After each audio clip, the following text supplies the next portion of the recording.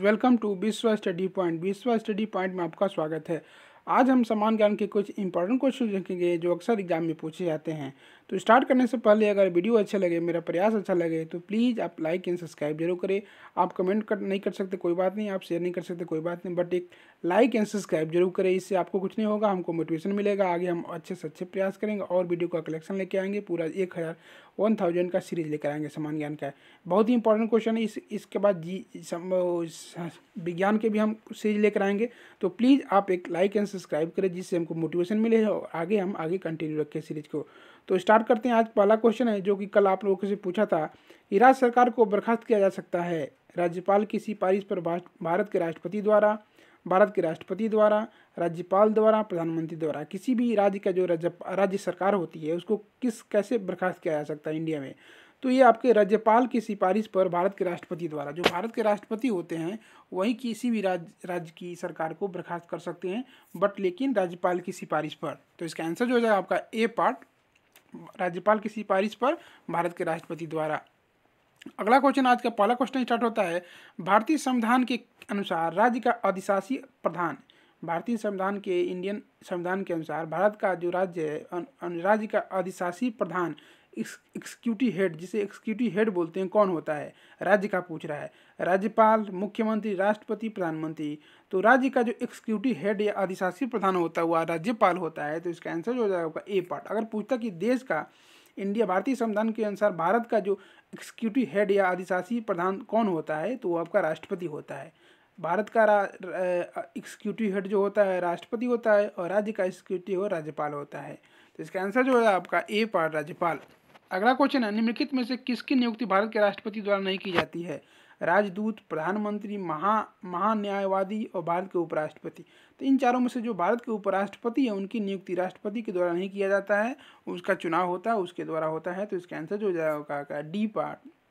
भारत के राष्ट्रपति के चुनाव में क्या होते हैं कि राज्यसभा के और लोकसभा के जो सांसद होते हैं वो अपना वोट देते हैं, उसके विषय पर भारत के उपराष्ट्रपति का चुनाव होता है। जो भारत के उपराष्ट्रपति होते हैं वो राज्यसभा के पदेन अध्यक्ष भी होते हैं। तो ये भी क्वेश्चन बनता है कि वो कौन सा जो सदस्य है जो कि राज्यसभा का सदस्य न होते हुए भी अध्यक्ष करता है, तो वो राष्ट्रपति होते हैं। जो देश के उपराष्ट्रपति होते हैं वो राज्यसभा के सभापति भी होते हैं। तो इसका आंसर जो है आपका डी पार्ट, भारत के उपराष्ट्रपति। कुछ फैक्ट्स से आपको बता दिया। पंचायती राज की शुरुआत, जो पंचायती राज है उसकी शुरुआत कब हुई थी? 1952 में, 1947 में, 1979 में, 1959 में। तो पंचायती राज की जो शुरुआत हुई थी आपकी 1959 ईस्वी में हुई थी पंचायती राज की शुरुआत। इसका आंसर जो है आपका डी पार्ट, पंचायती राज 1959 में हुआ था। ग्राम पंचायत प्रधान सरपंच का चुनाव किया जाता है ग्राम सभा द्वारा, ग्राम के नागरिकों के, ग्राम पंचायत के सदस्यों द्वारा, ग्राम पंचायत के सदस्यों द्वारा, उनके बीच से जिलाधीश के नामांकन द्वारा। तो ग्राम प्रधान या प्रधान सरपंच का जो चुनाव होता है वो ग्राम पंचायत के सदस्यों द्वारा उनके बीच से ही किया जाता है। तो इसका आंसर जो हो जाएगा आपका सी पार्ट। अगला क्वेश्चन, आज का पांचवा क्वेश्चन आप लोग के लिए। स्वतंत्र भारत के प्रथम गवर्नर जनरल कौन थे? जो स्वतंत्र भारत को स्वतंत्रता मिली तो उसमें प्रथम गवर्नर जनरल कौन थे? C Rajagopalachari, doctor Rajendra Prasad, doctor BR Ambedkar, lord Mountbatten. तो स्वतंत्र भारत के प्रथम गवर्नर जनरल थे वो आपके लॉर्ड माउंटबेटन थे। तो इसका आंसर जो हो जाएगा आपका डी पार्ट, लॉर्ड माउंटबेटन। अगला क्वेश्चन है, भारतीय संविधान में कहा गया है हिंदी को क्या कहा गया है? भारत की राजभाषा होगी, प्रादेशिक सरकारों के बीच संचार की भाषा होगी, भारत संघ की सरकारी भाषा होगी, केंद्र सरकार और प्रादेशिक सरकारों के बीच संचार की भाषा होगी। तो भारतीय संविधान में जो हिंदी को दर्जा दिया गया है वो भारत की राजभाषा की दर्जा दिया गया है, भारत की राजभाषा होगी। तो इसका आंसर जो हो जाएगा आपका ए पार्ट, भारत की राजभाषा। अगला क्वेश्चन है, संविधान की, देखिए ये भी पूछता है किस धारा के अनुसार एक हिंदी को राजभाषा का दर्जा दिया गया है। ये भी पूछता है, वेरी वेरी इंपॉर्टेंट क्वेश्चन है। स्टार लगा लीजिए, दो क्वेश्चन आपके यहीं से तैयार हो जाएंगे। पूछता है किस धारा के अनुसार, संविधान की किस धारा के अनुसार भारत को हिंदी को राजभाषा की दर्जा दिया गया है? तो संविधान की धारा 343A या 1 के अनुसार भारतीय संघ की राजभाषा हिंदी और लिपि जो होगी देवनागरी लिपि होगी। ये दोनों, ये धारा आपका 343 के थ्रू कहा गया है कि भारत संघ की जो राजभाषा होगी वो हिंदी होगी और उसकी जो लिपि होगी देवनागरी लिपि होगी। ये फैक्ट्स से याद करेंगे, इंपॉर्टेंट क्वेश्चन है। जब भारत को आज़ादी मिली उस समय ब्रिटेन के प्रधानमंत्री कौन थे? जब भारत को आज़ादी मिली तो उस समय ब्रिटेन के कौन से प्रधानमंत्री थे? क्लाइव, माउंटबेटन, चर्चिल, एटली। तो उस समय जो ब्रिटेन के प्रधानमंत्री थे वो एटली थे। तो इसका आंसर जो हो जाएगा आपका डी पार्ट, एटली। अगला क्वेश्चन है, भारत का राष्ट्रपति बनने के लिए न्यूनतम आयु क्या है? 25 वर्ष, 30 वर्ष, 35 वर्ष और 40 वर्ष। तो भारत का राष्ट्रपति बनने के लिए जो न्यूनतम आयु होती है वो आपका 35 वर्ष होता है। तो इसका आंसर जो है आपका सी पार्ट 35 वर्ष। अभी पूछता है कि लोकसभा का जो सदस्य बनने के लिए न्यूनतम आयु कितनी होती है, तो लोकसभा का सदस्य बनने के लिए न्यूनतम आयु होती है 25 वर्ष होती है। राज्यसभा के लिए न्यूनतम कितनी आयु होती है, 30 वर्ष होती है। और राष्ट्रपति बनने के लिए जो न्यूनतम आयु होती है आपका 35 वर्ष होता है। तो तीनों को फैक्ट्स को याद रखेंगे, इंपॉर्टेंट क्वेश्चन है। इसका आ गया सी पार्ट आंसर हो गया। अगला क्वेश्चन है श्वेत पत्र किसे कहा जाता है। श्वेत पत्र जो बोला जाता है अक्सर न्यूज में आता है, उसे किसे कहा जाता है। सरकार द्वारा किसी महत्वपूर्ण मुद्दे पर जारी की जाने वाली रिपोर्ट, विदेशी व्यापार के आंकड़ों की जानकारी, रिजर्व बैंक द्वारा जारी ऋण पत्र और राष्ट्रीय लेखा सांख्यिकी।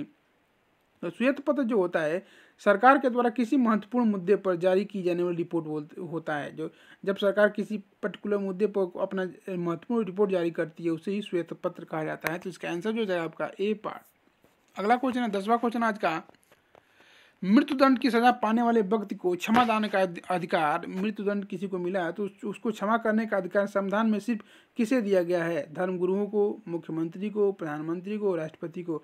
तो किसी भी मृत्युदंड पाए हुए व्यक्ति को क्षमा दान का अधिकार जो संसद में संविधान में सिर्फ राष्ट्रपति को दिया गया है। तो इसका आंसर जो है आपका डी पार्ट राष्ट्रपति। अगला क्वेश्चन है एक विधेयक कानून तब बनता है जब संसद के दोनों सदनों द्वारा पारित कर दिया जाता है, इस पर राष्ट्रपति के हस्ताक्षर हो जाते हैं, इस पर प्रधानमंत्री के हस्ताक्षर हो जाते हैं और इस पर लोकसभा अध्यक्ष के हस्ताक्षर हो जाते हैं। तो एक विधेयक जो कानून तब बनता है जबकि संसद के दोनों सदनों द्वारा पारित कर दिया जाता है, उसके बाद सबसे लास्ट में जो होता है इस पर राष्ट्रपति के हस्ताक्षर हो जाते हैं। जब तक राष्ट्रपति के हस्ताक्षर नहीं होगा एक विधेयक कानून नहीं बनता है। तो इसका आंसर जो है आपका बी पार्ट, इस पर राष्ट्रपति के हस्ताक्षर हो जाते हैं। अगला क्वेश्चन है अध्यादेश जारी करने का अधिकार संविधान ने दिया है केवल प्रधानमंत्री को, केवल राज्यपाल को, केवल राष्ट्रपति को, राज्यपाल और राष्ट्रपति दोनों को। तो अध्यादेश जारी करने का जो अधिकार है संविधान ने दोनों को दिया है, राष्ट्रपति को और राज्यपाल को। देश के लिए जैसे राष्ट्रपति होता है वैसे ही राज्य के लिए राज्यपाल होता है। तो इसका आंसर जो हो जाएगा आपका डी पार्ट, राष्ट्रपति और राज्यपाल दोनों को। अगला क्वेश्चन 13वां क्वेश्चन है लोकसभा के सदस्यों की संख्या निर्धारित करने का आधार होता है। जो लोकसभा के सदस्य कितने होंगे उसका निर्धारण का जो आधार होता है क्या है। राज्य की जनसंख्या, राज्य का क्षेत्रफल, विधानसभा की सदस्य संख्या, जिलों की संख्या। तो लोकसभा के सदस्यों की संख्या निर्धारित करने का जो आधार होता है वो होता है राज्य की जनसंख्या। तो इसका आंसर जो हो जाएगा आपका ए पार्ट, राज्य की जनसंख्या पे ही निर्धारित करता है कि लोकसभा के सदस्यों की कितनी संख्या होगी। अगला क्वेश्चन है किसी विधेयक के धन विधेयक होने, जो कोई विधेयक है तो वो धन विधेयक है कि नहीं है, इसको निर्णय कौन करता है। राष्ट्रपति, प्रधानमंत्री, लोकसभा अध्यक्ष, केंद्रीय मंत्रिमंडल। तो किसी विधेयक को धन विधेयक है या ना ये निर्णय करता है आपका लोकसभा का अध्यक्ष। तो इसका आंसर जो है आपका सी पार्ट, लोकसभा का अध्यक्ष। अगला क्वेश्चन आज का 15वां क्वेश्चन है भारतीय संविधान में मूल कर्तव्यों के प्रावधानों की संस्तुति निम्नलिखित में से किसने की थी। जो भारत के संविधान में मूल कर्तव्य दिए गए हैं उनकी जो मूल कर्तव्यों का प्रावधान है वो किसकी संस्तुति पर हुई थी। ठक्कर आयोग ने, आयंकर समिति ने, बलवंत राय मेहता समिति ने और स्वर्ण सिंह समिति ने। तो मूल कर्तव्यों के प्रदान की जो संस्तुति थी वो स्वर्ण सिंह समिति ने दिया था। तो इसका आंसर जो है आपका डी पार्ट, स्वर्ण सिंह समिति। अगला क्वेश्चन है आपातकाल की घोषणा निम्नलिखित में से किस अनुच्छेद में नहीं पे थे। ये आपातकाल की जो घोषणा होती है इंडिया में आपातकाल होता है तो किस अनुच्छेद के द्वारा किया जाता है। अनुच्छेद 352, अनुच्छेद 356, अनुच्छेद 367, अनुच्छेद 370। तो ये आपातकाल की जो घोषणा होती है आपका अनुच्छेद 352 के थ्रू होती है। तो इसका आंसर जो है आपका ए पार्ट 352। अगला क्वेश्चन है राज्य के नीति निर्देशक तत्वों का प्रावधान, राज्य के जो नीति निर्देशक तत्व हैं उनका प्रावधान संविधान के किन अनुच्छेदों में किया गया है। अनुच्छेद 33 से 48 तक, अनुच्छेद 36 से 51 तक, अनुच्छेद 39 से 54 तक, अनुच्छेद 31 से 41 से 56 तक। तो राज्य के जो नीति निर्देशक तत्व हैं उनका प्रावधान संविधान के अनुच्छेद 41 से 56 के बीच में किया गया है। तो इसका आंसर जो है आपका डी पार्ट, अनुच्छेद 41 से 56, इसी में नीति निर्देशक तत्वों का प्रावधान दिया गया है। तो इसका आंसर जो है आपका डी पार्ट 41 से 56 याद करेंगे। इंपॉर्टेंट क्वेश्चन है नीति निर्देशक तत्व। देखिए ये भी वेरी वेरी इंपॉर्टेंट क्वेश्चन है, कॉमन क्वेश्चन है, ये रिपीटेड क्वेश्चन है। State, CTET, super TET, BTC, BEd ये सब में भी एग्जाम में आया क्वेश्चन है। स्टार लगा लीजिए, जितना स्टार लगा लीजिए कमी है। नीति निर्देशक तत्व किस देश के संविधान की देन है या किस देश की संविधान से लिया गया है नीति निर्देशक तत्व। दक्षिण अफ्रीका, अमेरिका, ब्रिटेन और आयरलैंड। तो नीति निर्देशक तत्व जो है आपका देश के संविधान में आयरलैंड के संविधान से लिया गया है। तो इसका आंसर जो है आपका डी पार्ट, आयरलैंड। अगला क्वेश्चन है साइमन प्रतिवेदन पर विचार के लिए बुलाए गए 3 गोलमेज सम्मेलन में भाग लेने वाले प्रतिनिधि कौन थे? ये क्या है कि गोलमेज सम्मेलन 3 हुए थे इंडिया में जो अंग्रेजों के द्वारा साइमन प्रतिवेदन पर, तो उनमें तीनों में भागने वाले कौन से प्रतिनिधि थे? मदन मोहन मालवीय, महात्मा गांधी, सरोजिनी नायडू, भीमराव अम्बेडकर। तो तीनों के तीनों जो गोलमेज सम्मेलन में भाग लेने प्रथम जो भारतीय थे आपका वो थे भीमराव अम्बेडकर। जो भीमराव अम्बेडकर थे वही अब प्रतिनिधि थे जिन्होंने तीनों गोलमेज सम्मेलन में भाग लिया था। तो इसका आंसर जो है आपका डी पार्ट भीमराव अम्बेडकर। अगला क्वेश्चन है, भारतीय सिविल सेवा में चुने गए सबसे पहले भारतीय का नाम क्या था? सत्येंद्र नाथ टैगोर, सरोजिनी नायडू, लाला लाजपत राय, CR दास। तो भारतीय सिविल सेवा में चुने गए प्रथम भारतीय का नाम था सत्येंद्र नाथ टैगोर। तो इसका आंसर जो है आपका ए part Satyendra Nath Tagore. Important question है, इसको याद रखेंगे। अगला क्वेश्चन है, सन 1857 के निम्नलिखित नेताओं में से किसने सबसे पहले अपने बलिदान दिया? जो सन 1857 की जो क्रांति हुई थी उसमें सबसे पहले किस नेता ने अपने बलिदान दिया था? कुंवर सिंह, तात्या टोपे, झांसी की रानी लक्ष्मीबाई और मंगल पांडे। तो 1857 की जो क्रांति हुई थी उसमें सबसे पहला बलिदान दिया था आपका मंगल पांडे ने दिया था। तो इसका आंसर जो हो जाएगा आपका डी पार्ट मंगल पांडे। अगला क्वेश्चन है, प्लासी का युद्ध कब हुआ था? 1557 में, 1657 में, 1757 में, 1857 में। इंपॉर्टेंट क्वेश्चन है, ये पूछ रहा है कि प्लासी का युद्ध हुआ था वो कब हुआ था? तो ये हुआ था आपका 1757 ईस्वी में हुआ था। तो इसका आंसर जो है आपका सी पार्ट 1757 में प्लासी का युद्ध हुआ था। किसके बीच हुआ था ये भी पूछता क्वेश्चन। तो प्लासी का जो युद्ध था आपका ये लॉर्ड क्लाइव और सिराजुद्दौला, बंगाल के नवाब सिराजुद्दौला के बीच हुई थी। प्लासी का युद्ध जो हुआ था 13 जून 1757 को हुआ था। इस युद्ध में एक ब्रिटिश ईस्ट कंपनी की जो सेना थी तो दूसरी ओर बंगाल के नवाब की सेना थी। एक बार ब्रिटिश ईस्ट इंडिया की कंपनी की सेना थी, दूसरी ओर बंगाल के नवाब की सेना थी। तो कंपनी की सेना के रॉबर्ट क्लाइव नेतृत्व में थे और नवाब सिराजुद्दौला को हरा दिया था। जो बंगाल के नवाब थे वो आपका नवाब सिराजुद्दौला थे जिसमें लड़ाई हुई थी। तो लॉर्ड क्लाइव ने इनको सिराजुद्दौला को हरा दिया था और बंगाल पर अपना कब्जा कर लिया था। अगला क्वेश्चन है, भारत को स्वतंत्रता प्राप्त हुई थी 26 जनवरी 1947 को, 14 नवंबर 1949 को, 15 अगस्त 1947 को, 26 जनवरी 1950 को। तो भारत को स्वतंत्रता जो इंडिपेंडेंस प्राप्त हुई थी आपकी 15 अगस्त 1947 को हुई थी। तो इसका आंसर जो जाएगा आपका सी पार्ट 15 अगस्त 1947। और भारत का गणतंत्र जो कब लागू हुआ था तो आपका 26 जनवरी 1950 को। तो ये भी इंपॉर्टेंट क्वेश्चन है, याद रखें दोनों को। सी पार्ट इसका आंसर हो गया। अगला क्वेश्चन है, होम रूल आंदोलन किसके द्वारा चलाया गया था? होम रूल आंदोलन है, बहुत फेमस आंदोलन था उस समय अंग्रेजों के समय में। तो किसके द्वारा चलाया गया था? बाल गंगाधर तिलक, एनी बेसेंट, सरोजिनी नायडू, महात्मा गांधी। तो होम रूल आंदोलन जो है आपका एनी बेसेंट के द्वारा चलाया गया था। तो इसका आंसर जो है आपका बी पार्ट एनी बेसेंट। अगला क्वेश्चन आज का 25वां क्वेश्चन है, जब भारत को स्वतंत्रता प्राप्त हुई तो उस समय वायसराय कौन थे? जब भारत को स्वतंत्रता प्राप्त हुई उस समय वायसराय कौन थे इंडिया के? Lord Wavell, lord Mountbatten, lord Linlithgow, lord Halifax.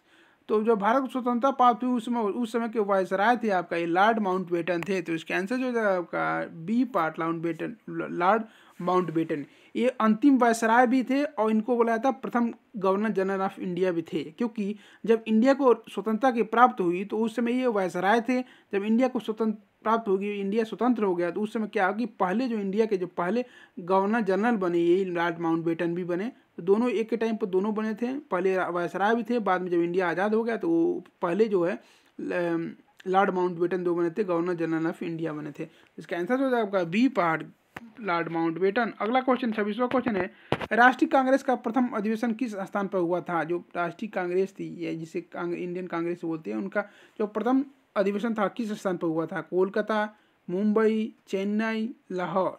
तो जो भारतीय राष्ट्रीय कांग्रेस का प्रथम अधिवेशन हुआ था आपका मुंबई या बम्बई में उस समय हुआ था। तो इसका आंसर जो है आपका बी पार्ट मुंबई या बम्बई।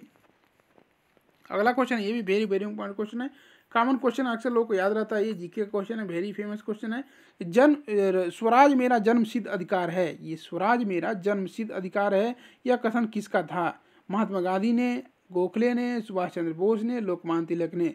तो जो स्वराज मेरा जन्मसिद्ध अधिकार ये बोला था आपका लोकमान्य तिलक ने। तो इसका आंसर हो जाएगा आपका डी पार्ट लोकमान्य तिलक।